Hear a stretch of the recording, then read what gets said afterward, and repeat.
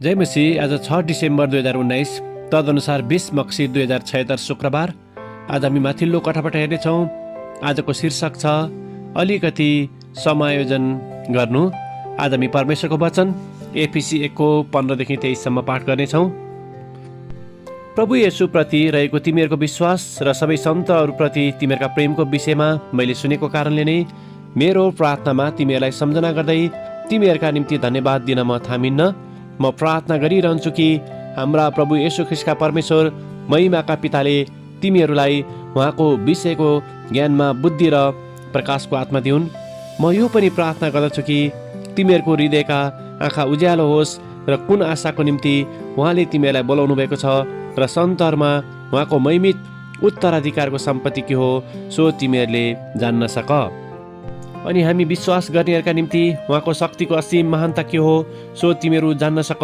त्यो शक्ति उहाँको महान सामर्थ्यको काम नै हो जो उहाँले ख्रीष्टमा पुरा गर्नुभयो जब उहाँले ख्रीष्टलाई मरेकाबाट जीवित पार्नुभयो अनि स्वर्गीय स्थानहरूमा आफ्नै दाहिने बाहुलीपट्टि बसाल्नुभयो।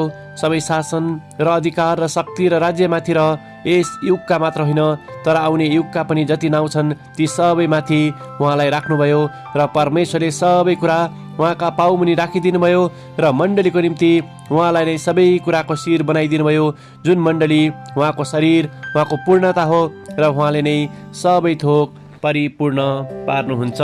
आमेन। म प्रार्थना गरिरहन्छु कि हाम्रा प्रभु येशू ख्रीष्टका परमेश्वर महिमाका पिताले तिमीहरूलाई उहाँको विषयको ज्ञानमा बुद्धि र प्रकाशको आत्मा देउन्। एफिसी 1 को 17। लेखक आफ्नो अनुभवलाई यहाँ यसरी वर्णन गर्नुहुन्छ। मेरो परीक्षाको समयमा मेरो आँखाको डाक्टरले भन्नुभयो मैले तपाईँको प्रेस्क्रिप्सनलाई अलिकति समायोजन गर्न सक्छु। मैले वास्तवमा मेरो आँखाको दृष्टि समस्याको बारेमा थाहा नै गरेको थिइनँ, तर मैले भने यदि अलिकति ठिक गर्दैमा मेरो आँखाको दृष्टि राम्रो हुन्छ भने यो त अति नै राम्रो कुरा हो नि, होइन र? यस्तो कुरा सायद कसलाई मन पर्दैन होला र? मैले मेरो जीवनका अलिकति समायोजन गर्नै पर्ने विभिन्न क्षेत्रहरूको बारेमा सोच्न थालेँ। मैले मेरो जीवनको विभिन्न क्षेत्रहरूलाई अझ असल बनाउने आशा राखेको थिएँ। यदि मैले मेरो आराधनाको जीवनलाई अलिकति समायोजन गरेँ भने के हुन्छ?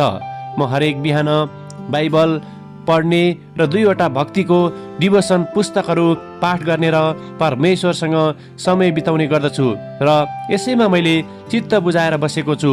तरै पनि अझ धेरै बाइबल अध्ययन र प्रार्थनाको जीवनले मेरो जीवनमा निकै प्रभाव पार्नेछ भनेर कहिलेकाहीँ म सोच्ने गर्दछु। बिस्तारै बाइबलका रहस्यलाई बुझ्दै अनि परमेश्वरको आवाजलाई सुन्दै आराधनाको जीवन जिउँदा मैले अझ धेरै बुद्धिका कुराहरू प्राप्त गर्न सक्दछु जस्तो मलाई लाग्दछ। मैले मेरो आराधनाको जीवनलाई अलिकति समायोजन गर्दा मैले यसबाट धेरै बुद्धिका कुराहरू प्राप्त गरेको अनुभव गरेको छु। हरेक मानिसको जीवनमा अलिकति समायोजन गर्नै पर्ने विभिन्न कुराहरू अवश्य नै हुन्छन्। जेसुकै कुरामा पनि परिवर्तनको आवश्यकता हुन्छ र यदि त्यो परिवर्तनीय कुराले तपाईँलाई परमेश्वरको नजिक जान र परमेश्वरको आवाजलाई स्पष्ट सुन्नको निम्ति सहायता गर्छ भने यस्तो परिवर्तनको चाहना सायद कसले गर्दैन होला र? आमेन। आजको विचार मैले परमेश्वरको बारेमा जानेर कहिले पनि सक्दिनँ। प्रार्थना। प्यारो परमेश्वर, हामीलाई हरेक दिन तपाईँको बारेमा जान्ने इच्छा दिनुहोस् येशूको नाउँमा। आमेन। आजको लेखक कनी कोसिन, पेन्सिल्भेनिया, अमेरिका। आजको प्रार्थनाको विषय डिभोसनको जीवन सुरु गर्ने अभ्यास गर्दै गरेका मानिसहरूको निम्ति।